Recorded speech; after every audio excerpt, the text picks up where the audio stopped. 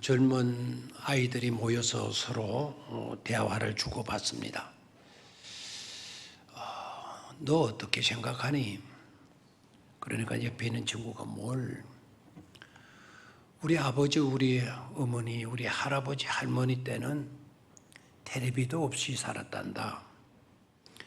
텔레비만 없었던 게 아니고 에어컨, 냉장고도 없이 살았대. 너 그거 알고 있니?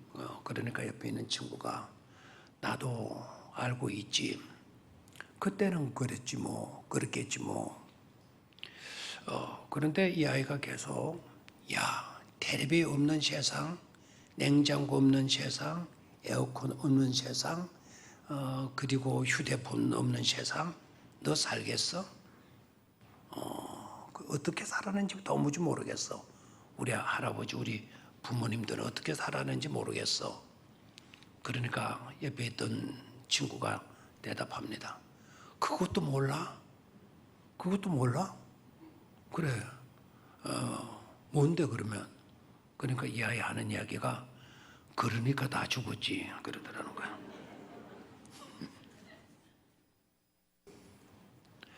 어떻게 살았는지 모르겠죠, 그죠? 그러니까 다 죽었겠죠.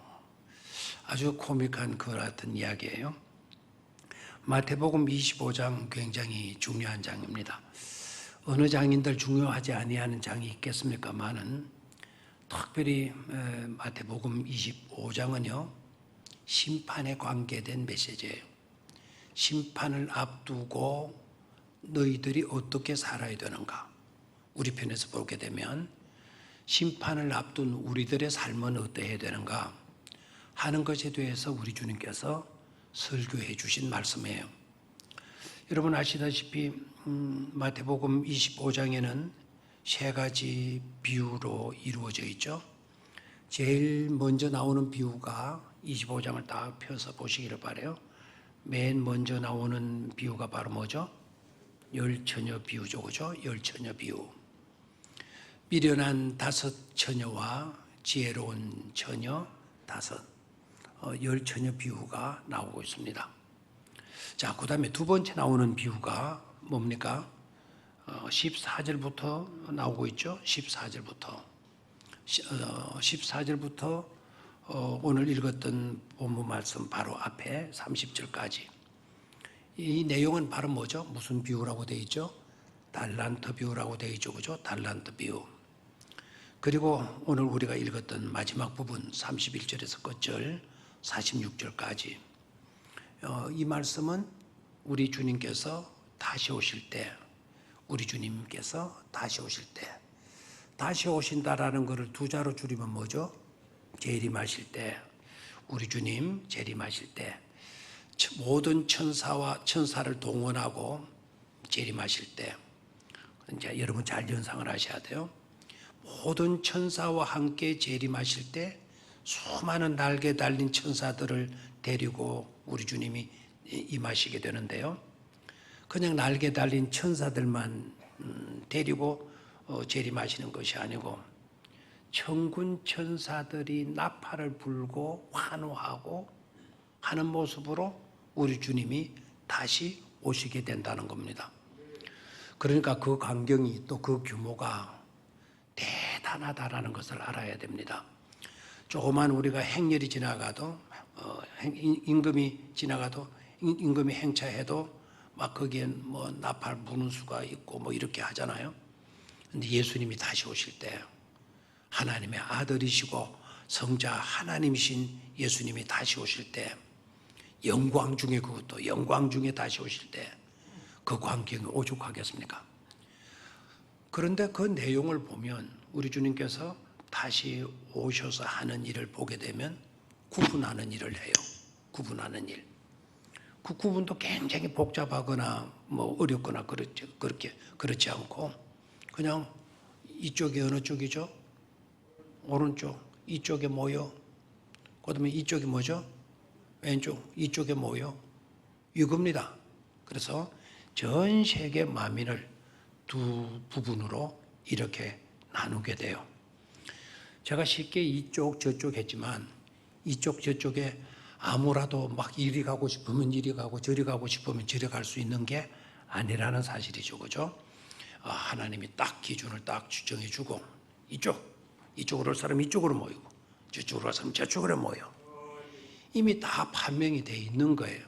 그래서 오른쪽에 무리들, 왼쪽에 무리들로 이렇게 나누어요. 그리고 내용을 보니까 그 내용이 바로 뭐죠? 심판이죠. 그죠? 심판. 하나님의 나라를 상속받을 자. 사탄과 사탄이 있는 세계에 들어갈 자. 천국에 들어갈 자와 지옥에 들어갈 자로 뭐 해버립니까? 나누죠. 그게 심판입니다. 그게 심판이에요. 그래서 마태복음 25장은 이렇게 세 비유로 이렇게 되어져 있는데 마지막 부분, 그 심판을 위한 앞부분의 두 비유라는 것을 깨달아야 돼요.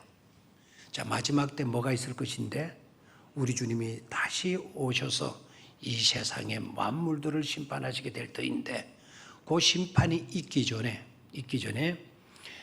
두 가지 비유를 말씀을 하셔요. 그 두 가지 비유의 내용이 바로 뭐냐? 심판을 앞두고 있는 우리들이 어떻게 살아야 되나?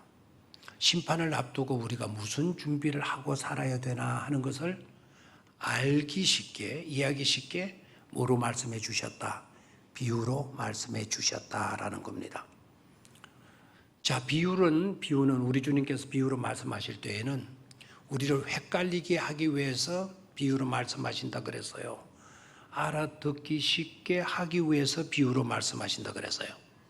알아듣기 쉽게 비유로 말씀하신다 그랬어요. 그래서 비유로 말씀하신다 그러면은 이거는 우리가 반드시 알아야 될 내용이기에 분명히 우리로 하여금 이해하고 깨닫게 하기 위해서 하나님이 우리 주님이 말씀해 주시는 것이로구나. 그래서 길을 쫑긋하고 비유의 말씀을 제대로 이해할 수 있어야 된다 이 말이죠. 자, 열처녀 비유를 한번 점검해 볼까요? 심판을 앞두고 열처녀 비유. 이 열처녀들은 들러리들이죠, 그죠? 신랑과 신부는 따로 있는 거예요. 들러리들 역할들을 하는데 신랑이 드디어 오니까 신랑이 약속된 시간에 딱 이렇게 들어왔으면 좋겠는데 신랑이 드디어 오니까 열처녀들이 다 들러리들이 다 뭐에 빠져버려서요? 잠에 빠지게 되죠. 그런데 갑자기 신랑이 온다라고 하는 막 괌소리가 치자더니 막 그때부터는 이제 난리가 나는 거죠. 막 일어나서 막 정신을 못 차리게 되죠. 바로 그때 열처녀들은 잠에서 딱 깨보니까 기름이 다 되는 거예요. 열처녀 다 기름이 까물까물 가고 있는 거예요. 그래서 기름을 준비한 처녀들은 그 등에다가 뭐를 채울 수가 있죠? 준비한 기름을 채워서 등불을 밝힐 수가 있었어요. 근데 야 신랑이 왔다. 막 와서 딱 차려보니까 등불이 까물까물. 그 결정적인 시간에 기름이 떨어져 버린 거예요. 뭐를 준비하지 않았죠? 기름을 준비하지 않았어요. 등을 밝힐 수가 있어요 없어요? 없어요. 등을 들지 못했어요. 들러리에서는 빵점이에요. 들러리의 자격이 없어지는 거예요. 신랑과 함께 할 수 있는 특권을 누릴 수가 없게 되는 거예요. 그러니까 기름이 떨어진 다섯 처녀들이 난리가 났죠. 어디 가서 사올 수도 없고 주유소도 가까운 데 없고 가장 좋은 방법은 있는 친구에게 많은 거죠. 빌리는 거예요. 야 기름 좀 빌려줘. 그러니까 있는 친구들이 아주 인색해서 그런지 시기심이 많아서 그런지 이기주의라서 그런지 빌려줘요 안 빌려줘요? 여러분 같으면 빌려줘요? 주겠어요 안 주겠어요? 빌려주겠죠. 자, 성자 같은 분들이 있어가지고 나는 들러리 못 되어도 나는 신랑 맞이하러 못 나가도 너는 가야 돼 하고 이렇게 내 등에 기름은 채우지 않고 그 기름 떨어진 그 여인의 등에 기름을 채워줄 사람이 있습니까? 나는 지옥 가도 되니 지옥 가도 된다. 너는 천국 가거라. 이갈 사람이 혹하다가 있긴 하겠죠, 그죠? 근데 아무나한테 그렇게 하겠어요? 그렇죠?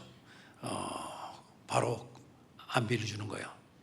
다섯 처녀들이 너 빌려주게 되면 너도 등불을 제대로 밝힐 수가 없고 누구도 나도 등불을 제대로 밝힐 수가 없다. 그러니 할 수 없다. 그래서 기름을 준비했던 처녀들은 신랑과 함께 그 축제의 자리에 들어가게 되고 기름이 떨어지고 기름을 채우지 못한 5 처녀들은 들어가지 못하고 슬피 울면서 통곡하는 그런 신세가 되고 말죠. 그래서 기름을 준비한 처녀를 어떤 처녀라 그러죠? 지혜로운 처녀라 그러고 기름을 준비하지 못한 처녀를 뭐라 그랬죠? 지혜롭지 못한 여자라고 이야기를 했어요. 차이가 뭡니까? 지혜롭다, 지혜롭지 못하다라는 차이성이 바로 뭡니까?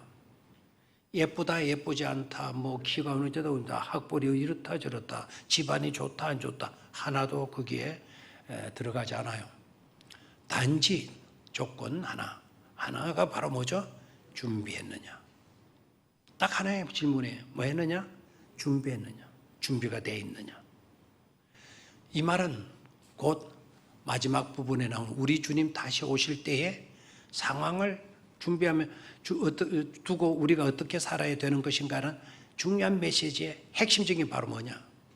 우리도 주님 오실 거를 뭐 하며 살아야 된다? 준비하며 살아야 된다라는 거예요. 준비됐느냐라는 질문에 준비됐느냐? 우리 주님 오시게 될 때 우리 주님 맞을 준비가 됐습니까? 준비했습니까? 대답이 없네요. 다 지옥 가야 되겠구만요. 자, 우리 주님 다시 오실 때 우리 주님을 맞을 기름 준비 됐나요? 기름 준비 됐나요? 주님 다시 오실 때 주님을 영접할 수 있는 믿음이 여러분들의 심령 속에 있느냐 이 말입니다. 가장 좋은 준비가 바로 뭐죠? 믿음 준비예요. 믿음. 우리가 구원받을 수 있는 거, 우리가 하나님의 나라를 상속받을 수 있는 거, 그거는 다른 조건 없어요. 뭐 키가 얼마야 된다, 재산이 얼마야 된다, 학벌이 어때야 된다, 그런 조건 없어요. 우리가 하나님의 나라를 상속받고 구원받을 수 있는 조건은 딱 한 가지예요. 그게 바로 뭐죠? 주 예수를 믿는 것이죠. 주 예수를 많은 것이죠? 믿는 것입니다. 우리 주님 다시 오셔서 우리를 천국으로 데리고 가실 건데 그때 우리가 준비되어져 있어야 될 것이 바로 뭐다? 바로 믿음이다. 이거 믿음이다. 아멘입니까? 신학자들이 마태복음 25장의 10처녀 비유를 여러 가지로 해석을 해요. 이거는 우리 주님의 재림에 대한 비유가 맞다. 이렇게 주장을 하시는 신학자들도 있고, 어떤 신학자들은 이 비유는 언제 우리에게 닥치게 될지 모르는 그 죽음을 준비하라는 메시지다. 언제 우리가 죽을지 아는 사람이 있어요, 없어요? 없어요. 그래서 언제 닥칠지 모르는, 언제 우리에게 오게 될지 모르는 그 준비를, 죽음의 준비를 제대로 하라는 그와 같은 비유의 말씀이다. 이렇게 그 해석을 하는 사람들이 있어요. 또 한 부류의 신학자들은 이런 이야기를 해요. 언제 우리가 죽음의 문제만 문제가 아니지 않느냐. 심각한 뜻하지 아니하는 위기적인 상황에 놓일 때도 있지 않느냐. 그 위기적인 상황에 놓이게 되어졌을 때 그때 대처할 수 있는 준비가 되어져 있어야 된다. 라는 것에 대한 비유의 말씀이다. 이렇게 학자들이 이야기들을 해요. 그러나 제일 저도 그러고 아마 여러분들도 그러고 제일 비중 있는 해석은 바로 우리 주님 마실 때, 다시 오실 때 우리가 제대로 뭐 할 수 있어야 된다. 준비되어져 있어야 된다라는 거. 준비되어져 있어야 된다라는 거. 물론 죽음에 대해서도 우리가 뭐 할 수 있어야 합니까? 준비되어져 있어야 돼요. 그리고 어떤 뜻하지 아니하는 위기적인 상황이 일어나게 될 때 그 위기 대처 능력도 우리에게 있으면 좋죠. 그렇죠? 어떤 위급한 상황이 벌어졌을 때 그때 아주 냉철하게, 아주 명석하게 그 위기를 딱 처리해 나가는 거예요. 그래서 많은 엄청난 피해를 막아주고 생명을 지켜주는 그런 능력도 우리에게 필요해야 하네요. 필요하죠. 그러나 이 전체적인 내용들을 딱 보았을 때 마지막 부분에 우리 주님 다시 오실 것을 말씀을 하시면서 앞에 두 비유의 말씀을 하신 것은 준비하고 있어라. 누구 오시는 것을? 우리 주님 다시 오시는 것을 뭐 하고 있어라? 준비하고 있어라. 준비 잘 하실 수 있게 되기를 축원합니다. 오늘 이렇게 여러분 오후 예배 이렇게 나오셔서 예배 드리는 거, 이것 자체가 우리 주님 다시 오시는 것을 많은 일이다 준비하는 삶이다라는 거 잊지 마시기를 바라요. 좀 지루하고 힘들고 피곤하고 하신다 할지라도, 또 바쁜 일이 있고 하더라도 우리 주님 다시 오실 때 나 준비됐나? 준비된 모습이 이런 모양일까? 생각하면서 예배 시간에 더욱더 성실하시고 주님 앞에 나와서 신령과 진정으로 예배드리는 우리 모두가 되셔야 된다 이 말입니다. 지난 수요일 저녁에 우리가 하나님을 높인다, 경배한다, 하나님을 찬송한다라고 하는 설교를 드렸어요. 기억나시는지 모르겠어요. 기억나도 좋고 안 나도 좋고, 기억하면 더 좋고 못하면 또다시 들어서 은혜 받으면 되고, 지난번에 우리가 시편 100편을 강의하면서 우리가 하나님을 찬송한다, 하나님을 높인다 라는 말, 그 말의 뜻이 어떤 말이라고 그랬느냐 하면은, 하나님은 우리가 높인다고 높아질 수 있는 분이 아니다. 하나님은 원래 높으신 분인데 우리 힘으로 그 높으신 분을 우리 힘으로 더 높여드릴 수가 있다 없다? 빨리 대답을 하세요. 없습니다. 하나님은 지존하시는 분이에요. 가장 높으신 곳에 계시는 분이기 때문에 우리가 얼마나 힘이 있어서 그렇게 높으신 계시는 그분을 더 높여 드릴 수가 있습니까? 또 반면에요, 하나님을 여러분 끌어 낮출 수가 있습니까? 우리가 뭐라고? 신이신 하나님을 낮출 수가 있습니까? 없어요. 자, 그런데도 우리가 하나님을 높여야 된다. 하나님 영광 받아서 하나님 이름 높여드립니다. 우리가 이런 말들을 하는데 좀 알고 그런 말을 하셔야 돼요. 듣기 좋다고 함부로 그냥 의미도 모르고 그런 말들을 내뱉어서는 안 되는 겁니다. 우리가 예배한다, 섬긴다라고 하는 그 뜻이 섬긴다라고 하는 육체적 노동만 의미하는 것이 아니라 그랬습니다. 노동도 물론 섬기는 행위예요. 봉사하는 것 섬기는 행위예요. 섬긴다라고 하는 이 중요한 의미 속에는 예배한다, 워십이라고 하는 단어가 들어가 있어요. 의미가 들어가 있어요. 그러면 워십이라고 하는 이것이 바로 뭐냐? 꿇어 엎드리다. 최고의 높으신 앞에 그것이 우리가 꿇어 엎드린 것이고 그것이 하나님을 경배하고 예배하는 것이다라는 거예요. 자, 그러면 이제 하나님을 높인다라고 하는 이 말, 예배를 통해서 우리가 하나님을 높여드립니다 라고 했을 때 그 말의 의미가 바로 뭡니까? 우리가 하나님을 높일 수 없다니까요. 그렇다면 우리가 어떻게 하나님을 높일 수가 있단 말입니까? 어떻게 그런 말을 한다 이 말입니까? 높일 수 있는 방법 딱 한 가지가 있죠. 내가 낮아지는 거예요. 뭐라고요? 내가 낮아지는 거. 내가 낮아지게 되면 그만큼 누가 높아지는 겁니까? 하나님이 높아지는 거예요. 꿇어 엎드리는 행위, 그게 워십이고요. 워십이 그게 예배거든요. 내가 하나님을 예배하게 될 때, 내가 엎드려 하나님을 경배하고 예배하게 될 때, 바로 그 행위가 누구를 높여드리는 것이다. 하나님을 높여드리는 것이다 라는 거예요. 그래서 뭐가 중요하죠? 예배가 중요한 겁니다. 내가 낮춘다라는 거, 내가 낮아진다라는 거, 그 엎드린다라는 거, 그게 예배거든요. 그 행위가 왜 중요하냐? 왜 그것이 귀하냐? 그 행위가 바로 누구를 높여드리는 겁니까? 하나님을 높여드리는 것입니다. 하나님은 영원토록 높임을 받으셔야 될 분이신 줄로 믿습니까? 우리는 하나님 앞에 영원토록 꿇어 엎드려서 하나님을 예배해야 할 존재인 줄로 믿습니까? 그래서 우리는 준비 잘하라 하는 것.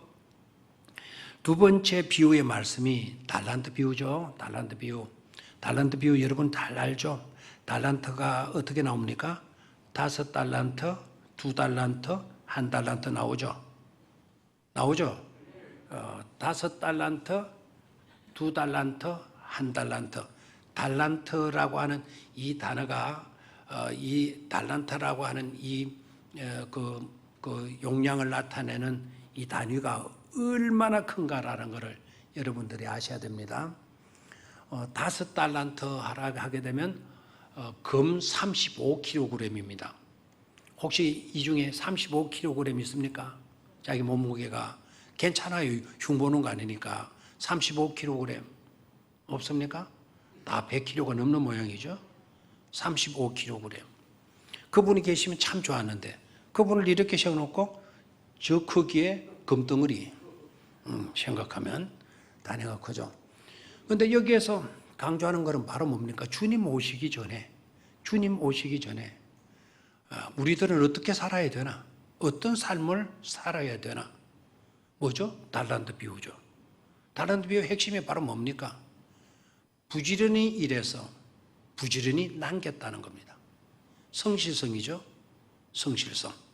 열심히 일하고 주어진 본분의 열정을 가지고 사는 것이에요. 주님께서 맡기신 그 달란트를, 그 은사를 활용하는 겁니다. 그런데 그 은사를 활용하지 아니하고 어디다 처박아 놨어요? 땅에다가 파묻어 놨다는 거예요. 하나님이 주신 물질은 사용해야 돼요. 여러분 이 마이크를 아낀다고 이 마이크를 사용하지 아니하고 늘 이 자리에 이렇게 꼽아 놓으면 이 마이크가 뭐가 되는 겁니까? 있으나 마나한 거죠. 무용지물이라 그러죠. 있기는 있는데 사용처가 없어. 사용되지를 않아. 무용지물. 쓸데없는 것이 되고 맙니다.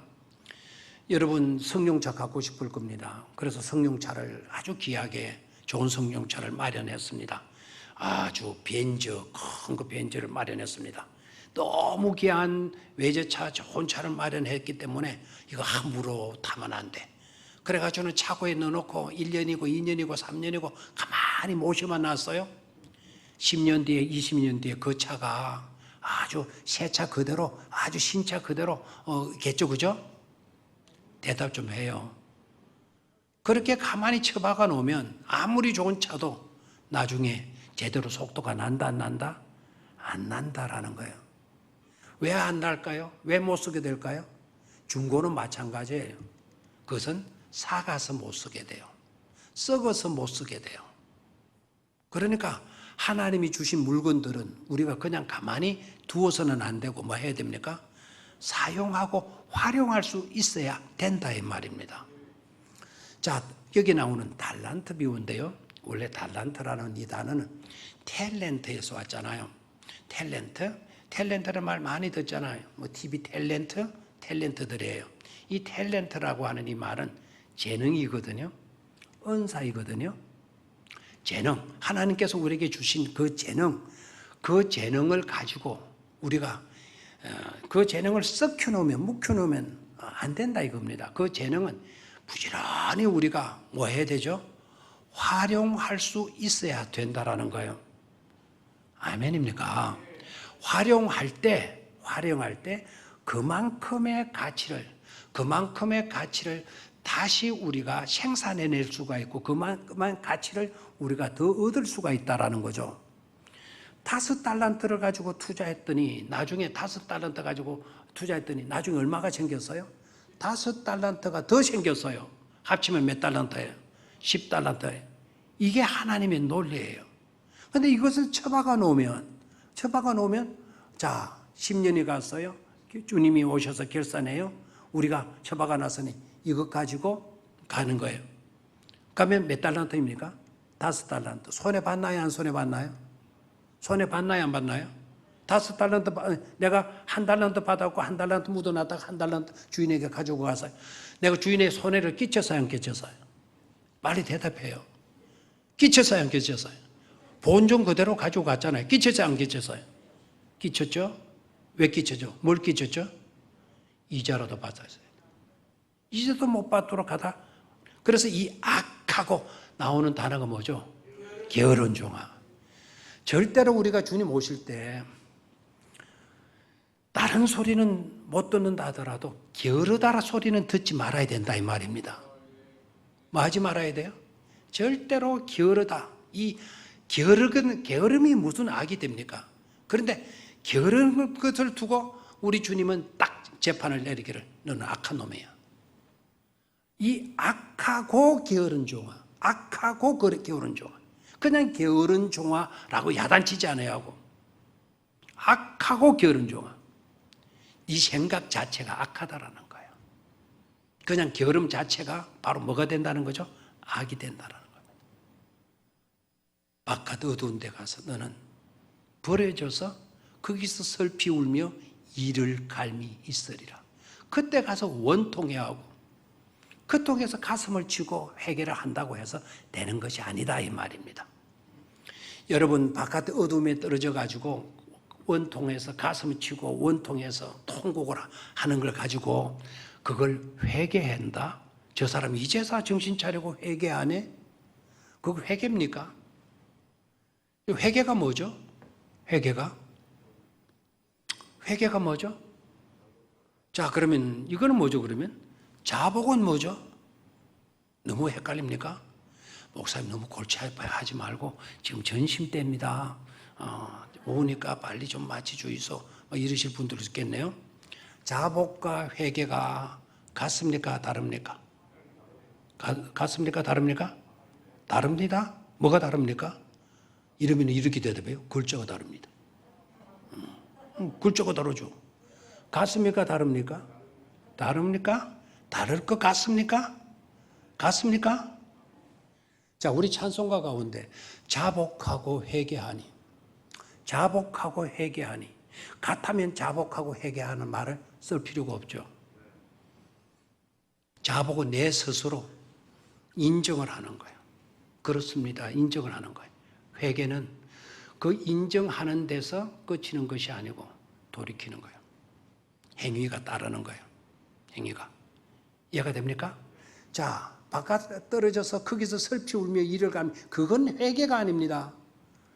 그것은 자신이 비극에 떨어진 통곡이고 통탄이라고 하는 것이죠. 그건 회개가 될 수가 없어요. 거기 자복이 될 수가 없어요. 자, 그래서 두 번째 주님 다시 오시기 전에 우리가 준비해야 될 거, 어떤 삶을 살아야 될 것인가? 녹슬어 없어지지 말고 뭐 해야 된다? 죽도록 달아서 열심히 섬길 수 있어야 된다라는 것을 잊지 마시기를 축원합니다. 그래, 나이가 좀 80, 90 올라갔다고 예배에서 슬슬 빠지려 그러지 마시기를 바라요. 우리 유병희 장로님 계시지만 유병희 장로님 선친 어르신께서 100세가 넘으시도록 사셨잖아요. 그분이 하나님의 나라로 가시기 전에 우리 교회 밑에입니다. 한 50m도 안 되는 거리에 집이 계셔요. 유 장로님의 아버지를 모시고 계셔서 어머니도 그 50m도 안 되는 거리에서 우리 교회에 오실 때 4번을 쉬셨어요. 50m도 안 되는 거리에 4번을 쉬시면서 숨이 그렇게 차시면서 오셔서 예배 드리셨어요. 2층에서 예배 드리셨어요. 이게 얼마나 아름다운 모습인지 몰라요. 하나님이 너는 죽도록 예배만큼은 열심히 잘 드리더구나. 잘했다. 칭찬하시는 내용이 되어질 줄 믿습니다. 조금만 아프면 안 나오고 조금만 바쁘면 어디 가버리고 조금만 이빨 아프면 이빨 아프다고 누워야 되고 조금만 머리가 쑤신다고 아이고 골이 쑤셔가지고 못 가겠어 뭐 이러고 연속 그렇게 재미나는 거 좀 나오면 그것 때문에 미쳐가지고 또 못 가고 이 악하고 게으른 종아. 자, 그래서 두 번째 비유는 주님 다시 오실 건데 너네들이 어떤 삶을 살아야 되나? 열정 있는 삶, 따라 없어질 수 있는 그런 삶, 죽더라도 주어진 본분을 감당하려고 하는 그와 같은 열정, 그 패션 아닙니까? 그 열정을 가질 수 있어야 된다라는 것을 교훈하시고, 자, 오늘 마지막 부분은 이제 오른쪽에 속할 사람과 왼쪽에 속할 사람을 딱 오른쪽에 왼쪽에 딱 이렇게 구분이 되는 거예요. 일일이 이렇게 확인하고 그렇게 하지 않아도 하나님의 능력이 거기에 있는 것 같아요. 이미 자신에게 하나님이 저울 때를 다 주시는 것 같아요. 스스로 자기 저울에 올라가서 자기를 재본 것 같아요. 몇 킬로 이상은 이쪽으로, 몇 킬로 안 되는 친구는 이쪽으로. 애굽 시나이도 그런 게 있더라고요. 염통을 떼가지고 저울에 딱 올려놓더라고요. 그 염통 무게가 이제 제대로 요거하고 맞아야 되는데 여기 염통같이 생겼나요? 그럼 여기에 저울이 있어요. 요걸 딱 올려놓으면은 요게 수평을 이루어야 돼요. 수평을 이루어야 되는데 이게 이렇게 돼버렸어요. 그러면 저울 무게보다 염통이 무거워요, 가벼워요? 가벼워요. 그러면 날아가는 거예요. 끝나는 거예요. 근데 어떤 친구는 진짜 잘 살았는지, 이걸 또 올리는데 저울보다 이렇게 쑥 올라가는 거예요. 그러면 이 친구들은 아주 좋은 세계에 탁 뭔가, 뭐라 그러죠, 그게. 새 같은 기능이 탁 와가지고 그 배에 타도록 이렇게 인도를 해요. 지는 좋은 세상으로 옮겨져 간다. 그 애굽 신화에 그런 게 있잖아요. 근데 이제 오른쪽과 왼쪽의 기준을 봐요. 뭐가 기준이 되는가를 여러분 잘 보시기를 바라요. 첫 번째 기준이 어떤 기준인가 하니까 이웃에게 관심을 가졌느냐는 거예요. 누구에게? 이웃에게. 여러분 옆에 있는 이웃을 함부로 대하지 마세요. 이웃에게 관심을 가졌느냐. 이건데 원래 우리 주님께서 그렇게 말씀을 하시지 않았어요. 오른편에 있는 자들을 향해서 우리 주님이 첫 번째 제시한 너희들은 내가 굶주렸을 때 너네들은 나를 찾아와서 나에게 먹을 것을 주었었지. 내가 이렇게 옷이 없고 그 추위에 떨고 있을 때 거짓골로 이렇게 다닐 때 너희들은 와서 나에게 새 옷을 입혀 주었지. 그러니까 오른쪽에 있는 사람들이 아니 무슨 그런 소리를 하십니까? 우리들에게 하신 말씀들이 아니시죠? 이렇게 나와요. 우리는 그렇게 한 적이 없습니다. 아니야, 너희들이 그랬어. 아닙니다. 우리 주님 헐벗고 다니신 것도 못 봤고요. 우리 주님 배고파 굶주리신 것도 못 봤고요. 우리 주님 그러신 적 못 봤습니다. 그랬더니 우리 주님 뭐라 그래요? 여기에 있는 이 소자에게 행한 것이 곧 누구께 행한 것이다. 나에게 행한 것이다. 그 소자라는 말 어린아이로만 생각하지 마시기를 바라요. 그 소자라고 하는 그 단어 속에는 네 이웃이라고 하는 의미도 포함되어져 있어요. 그러니까 네 주변에 네 가까이에 있는 이웃에게 행한 것이 곧 누구께 행한 것이다. 우리 주님께 행한 것이다 이 말입니다. 그럼 기준이 그거예요. 네 이웃 사람에게, 네 가까이 있는 사람에게 네가 어떻게 해주었느냐? 사랑으로 돌봐주었느냐? 따뜻한 마음으로 품어주었느냐? 그의 곁에 가서 외로울 때 네가 말벗이라도 되어주었느냐? 그가 힘들어할 때 네가 다가가서 위로의 말로, 격려의 말로 그를 격려해주고 그에게 용기를 붙들어 주었느냐? 그게 내게 행한 것이다. 너는 하나님의 나라를 뭐 받을 수 있는 자다? 상속받을 수 있는 자다라는 거예요. 아멘입니까? 그러니까 유대 사회에서는요, 걸베이들이 더 큰 소리 친다니까요. 누가요? 거지들이 큰 소리 친다니까요. 우리는 여러분들은 어떻습니까? 구제하는 여러분이 큰 소리 쳐요. 구제받는 사람들이 오히려 큰 소리 쳐요. 걸베이가 와서 여러분들에게 돈 내놔라 이렇게 명령하면 여러분 이 새끼가 돌았나 막 이렇게 나오겠죠. 여러분들은 그렇게 안 나오는데 나는 그렇게 나올 것 같나요? 거지가 왔는데 여러분 거지가 나한테 딱 붙으면서 나한테 돈 많은 주소 이런 식으로 하면 이게 셰파는 젊은 놈이 뭐 하지 못해 이놈의 새끼 돈이나 얻으러 댕겨 이 새끼가 가서 막 일을 해 막 뭐렇게 했겠죠. 큰 소리 쳤겠죠. 그런데 유대 나라는 다 달라요.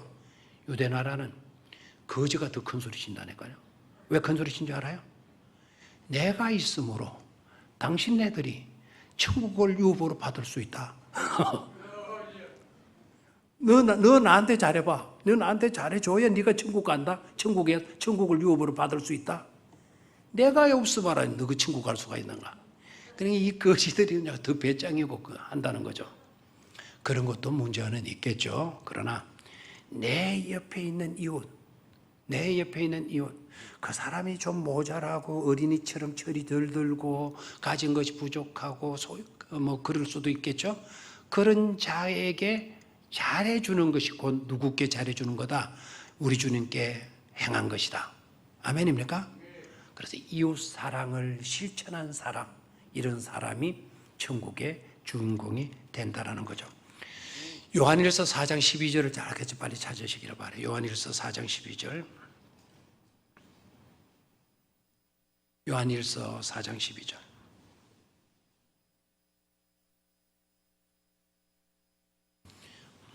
성경 찾는데, 자, 화면에 떴네요. 화면에 방송실에 누가 있는지 모르는데, 내가 성경 구절도 안 주었는데 빨리 이렇게 막 찾아냈어요. 자, 화면을 보실까요? 시작. 어느 때나 하나님을 본 사람이 없으되 만일 우리가 서로 사랑하면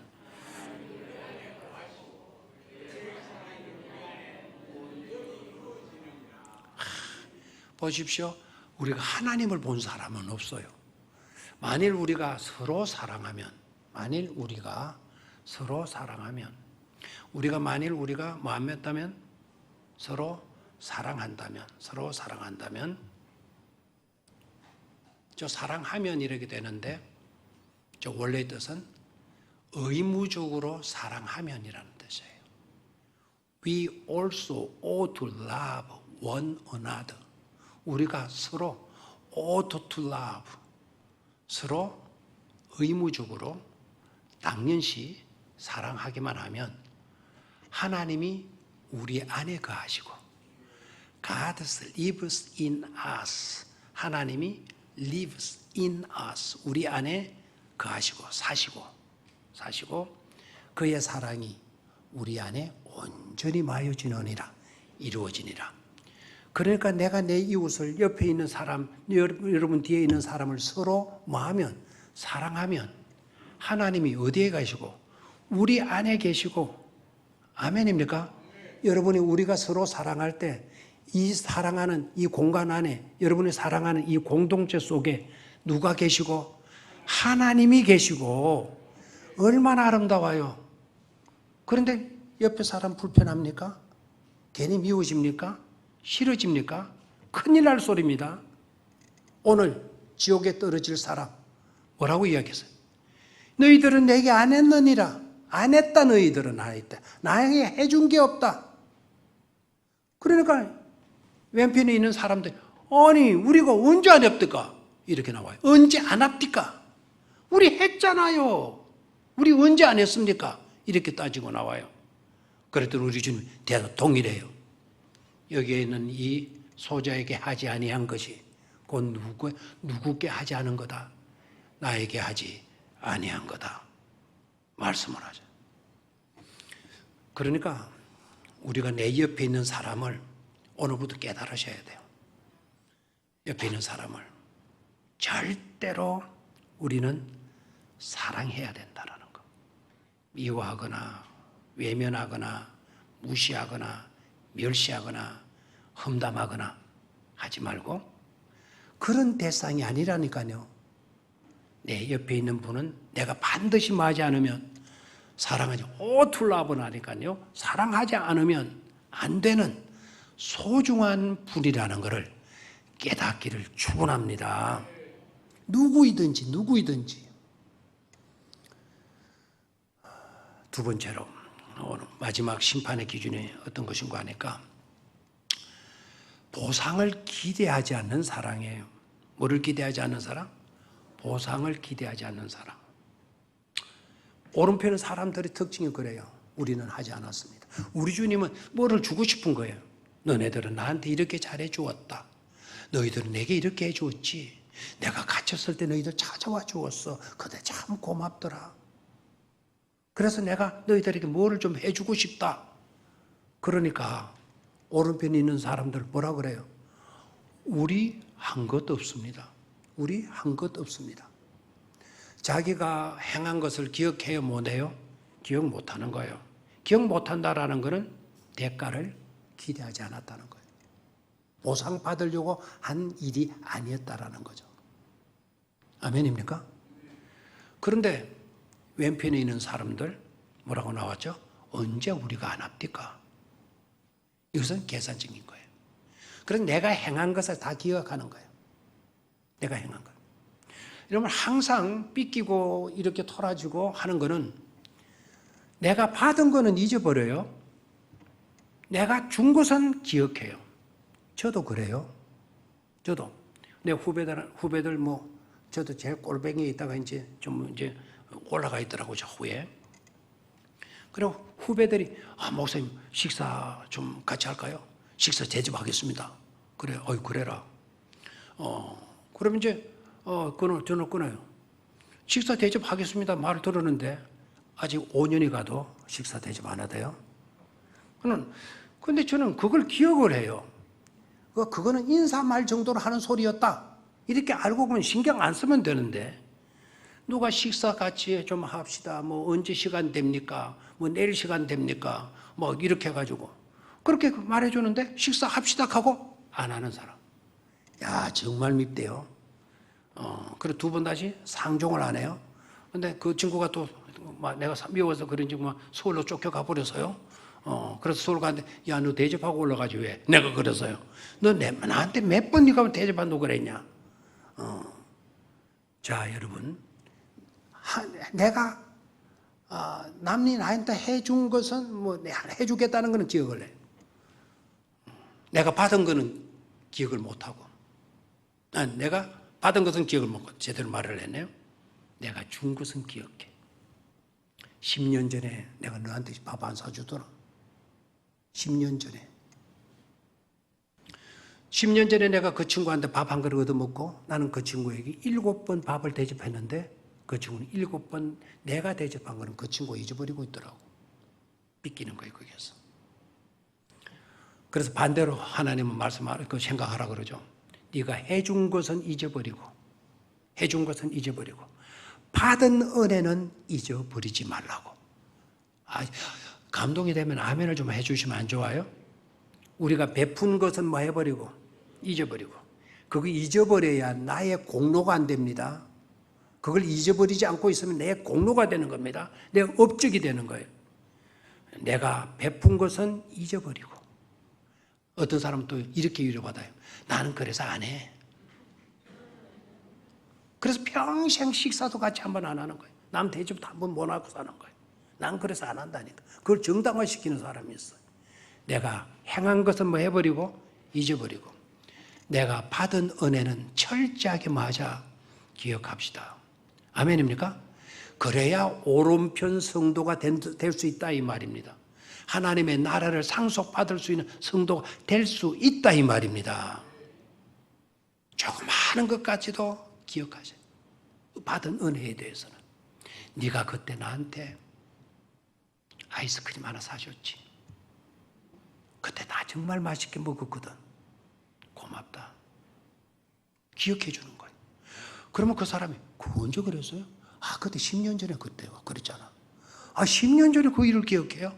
그래, 기억한다. 그러면 내가 다음에 더 좋은 거 다 하죠. 이렇게 나오죠. 오른편 있는 성도들의 사람들은 다 그런 믿음을 갖고 있는 거예요. 뭐를 기대하지 않고 있다? 대가를 기대하지 않고 있는 것을 보게 돼요. 자, 세 번째로 오른편에 있거나 왼편에 차게 되는 그 기준이 뭐냐? 이 내용을 보게 되면 해서는 안 될 일을 했기 때문에 야단맞는 게 아니고요. 해서는 안 될 일을 했기 때문에 야단맞고 심판받는 것이 아니라 해야 할 일을 하지 않은 것 때문에 책망 듣고 심판 듣고 있다는 점이죠. 잘 묵상하시기를 바라요.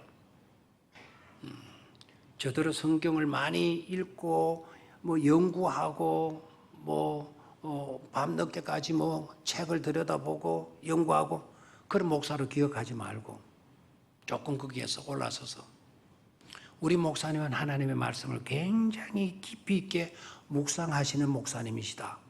그렇게 좀 알아주시기를 바라요. 그렇게 노력을 엄청 하고 있기 때문에 그래요. 자, 오늘 오른편에 속한 사람들, 왼편에 속한 사람들을 향해 심판의 기준이 뭔가 하니까 해서는 안 될 일을 네가 했어. 그래서 너는 지옥 가고, 너는 해서는 안 될 일을 했기 때문에 너는 상 받지 못하는 거야. 이게 아니고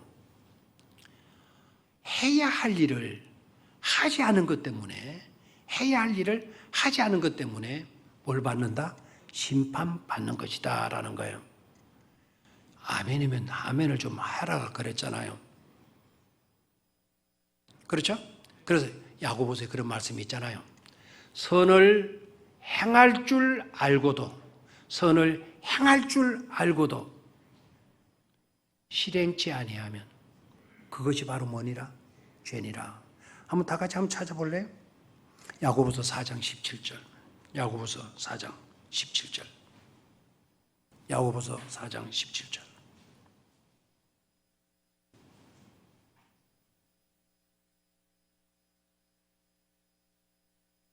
야고보서 4장 10절 찾았습니까?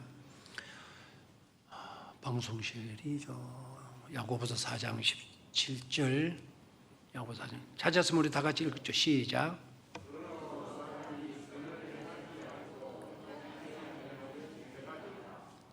사람이 선을 행할 줄 알고도 행치 아니하면 뭐가 되니라? 죄가 되니라. 명심하셔야 돼요. 내가 할 수 있어요. 내가 그렇게 살 수 있어요. 그렇게 도움을 줄 수 있고, 그를 위해서 기도할 수 있고, 사랑할 수 있는 거예요. 근데 할 수 있으면서도 안 하는 것, 그게 죄라는 거죠, 죄. 그게 지옥으로 떨어질 중요한 요인이라는 거예요. 마지막. 네 번째는 심판의 기준에서 믿음을 강조하지 않아요, 여기에서는. 믿음을 강조하지 않고 행동하는 신앙이 중요하다는 걸 강조해요. 자, 믿음을 강조하지 않고 뭘 강조한다? 행동하는 신앙을 강조하고 있어요. 저를 봐요. 이거 잘못되지 않았습니까, 이거? 근데 잘못되었다면 큰 오산입니다. 이건 주님께서 직접 말씀하신 거거든요. 주님께서 직접 말씀하신 그 내용을 보니까 행함이 없는 것을 질책하고 있어요. 여기서 믿음 없는 것을 질책하고 있는 게 아니라 행함 없는 것을 질책하고 있어요. 이유가 뭔지 아시죠? 이유가 뭐겠어요? 이미 오른편에 있는 자들은 믿음의 사람들이에요. 다 믿음이 있기 때문에 오른편에 다 속할 수 있었던 거예요. 아멘입니까? 그래서 믿음을 가진 사람들에게 중요한 거, 그 믿음은 뭐로 표현이 되어져야 된다? 행동으로 표현되어져야 된다 이 말이죠. 야고보가 그걸 강조했죠. 행함이 없는 믿음은 묻던 믿음이다. 죽은 믿음이다 라는 거예요. 여러분 믿음이 노라 하면서 믿음을 강조하고 믿음이 오직 우리를 구원하는 중요한 요소이라는 점만 매여가지고 아무렇게나 살아도 되는 것으로 위안을 삼는다고 한다면 크게 후회하고 크게 탄식할 그릇된 깨달음이라는 것을 아셔야 돼요.